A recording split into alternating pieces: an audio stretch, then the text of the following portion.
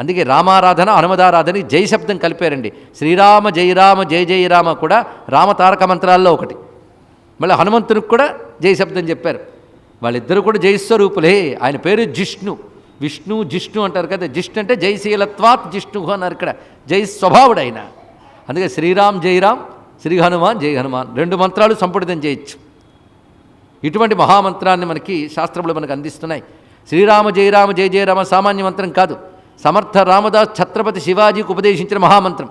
సమర్థ రామదాస్ తయారు చేయలేదు, తారక మంత్రాల్లో ఉన్నది ఆయన ఉపదేశించాడు. కనుక తేలిగ్గా అంటున్నాం కనుక మంత్రాన్ని తేలిగ్గా తీసుకోకండి. శ్రద్ధగా ఇది ఎన్నో జన్మల భాగ్యం ఉంటేనే నాకు లభించింది అనుకుంటేనే మంత్రం ఫలిస్తుంది.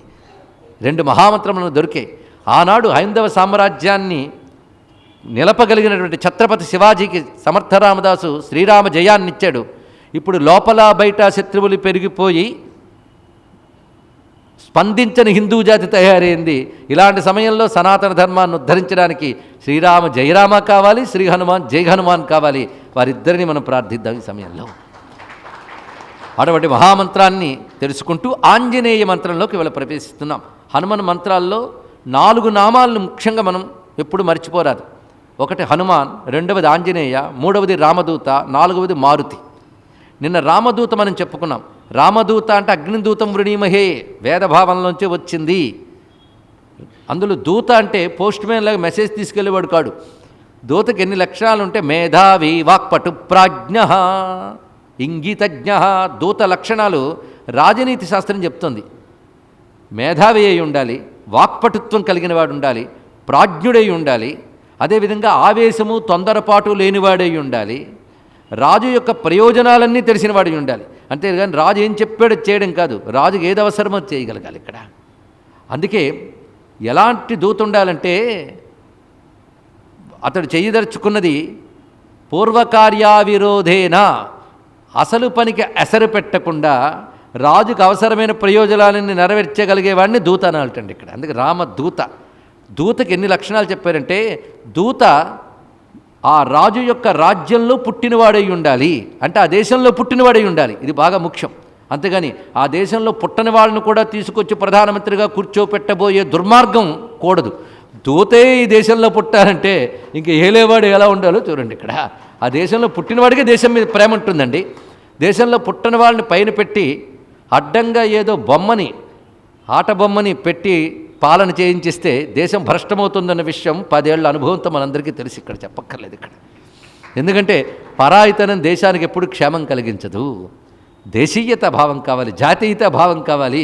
అందుకే భారతీయ రాజనీతి శాస్త్రం తెలియాలి. రామాయణం అంటే ఏమనుకుంటున్నారు? రామ్ రామ్ భజన కాదు.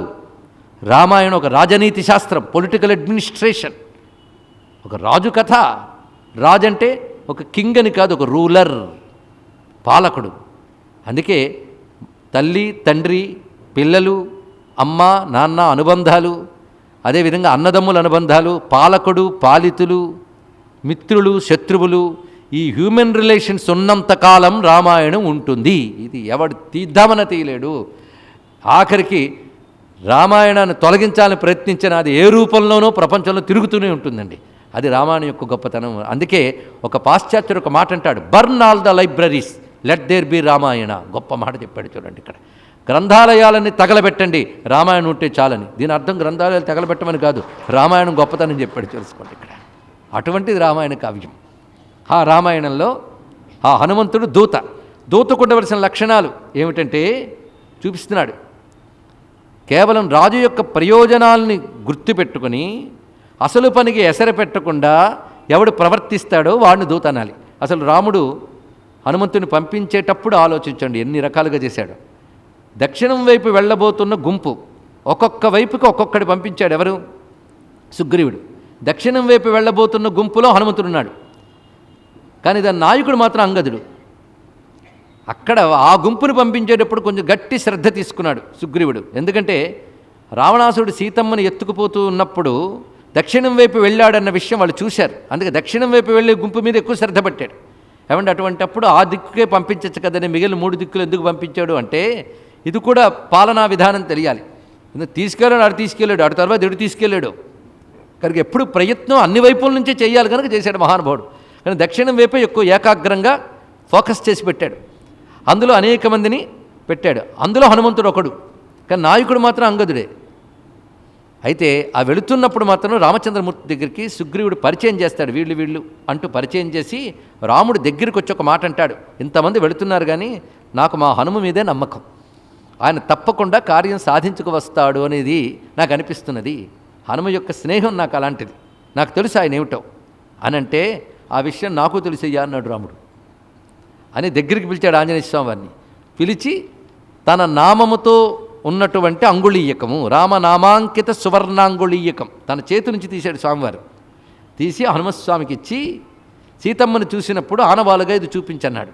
ఇక్కడ మనం రాముడిని పరిశీలించాడు. ఇంతమంది వెళుతున్నారే, తల ఒంగరు నకళ్ళు చేసి ఇవ్వచ్చుగా, కేవలం హనుమంతుడికి మాత్రమే ఎందుకు ఇచ్చాడు అంటే, రాముడు విష్ణువు గనక తెలుసుకున్నాడా, లేదా రాజనీతిజ్ఞుడు గనక అవతలవాడు ఎటువంటి వాడు అసెస్ చేయగలిగాడా, ఎలాగైనా కూడా బాగుంది ఇక్కడ. అయితే ఇక్కడ మనం మరొకటి ఆలోచించాలి. ఏమంటే ఇంతమంది వెళుతూ ఉంటే అంగదుడిని నాయకుడిగా పెట్టాడు కదా, హనుమంతుడు సమర్థుడని తెలిసినప్పుడు సుగ్రీవుడు హనుమంతుడిని నాయకుడిగా పెట్టచ్చు కదా. నాయకుడిగా పెడితేనే కానీ పని చేయను అనుకోడు కనుక హనుమంతుడిని అక్కడ ఉంచాడు. అది తెలుసుకోవాలి. ఇక్కడ కొందరు గ్రూపులకి నాయకుల్ని పెడితేనే, పోస్ట్ ఇస్తేనే కానీ పని చేయరు చాలామంది. ఎందుకంటే ఒక ప్రయోజనం దృష్టితో పనిచేయాలి తప్ప పదవులను అడ్డం పెట్టుకు పనులు చేయకూడదు. ఇది తెలుసుకోవాలి. పదవి ఇస్తే కానీ పని చేయరు కొందరు, ఎంతో కొంత ముట్ట చెబితే కానీ పని చేయరు కొందరు. కానీ వాటన్నిటి పక్కన పెట్టి ప్రయోజనాన్ని దృష్టిలో పెట్టుకుని స్వార్థరహితంగా పనిచేసే వాళ్ళే మహానుభావులు, వాళ్ళే కార్యసాధకులు. అటువంటి వాడు హనుమంతుడు. ఇది తెలుసుకోవాలి. ఇక్కడ ఎన్ని నేర్చుకోవాలో చూడండి. ఇక్కడ అందుకే హనుమంతుడు నాయకుడిగా పెట్టకపోయినా ఆయన సాధించుకొచ్చాడు. నాయకుడిగా పెట్టకపోయినా ఆయన అంగదుడు కూడా గౌరవించాడు. ఎందుకంటే పదవులను చూసి గౌరవించడం కాదు, వ్యక్తిత్వాన్ని బట్టి గౌరవం వస్తుంది. అందుకే హనుమంతుడు అంటే అందరికీ గౌరవమే.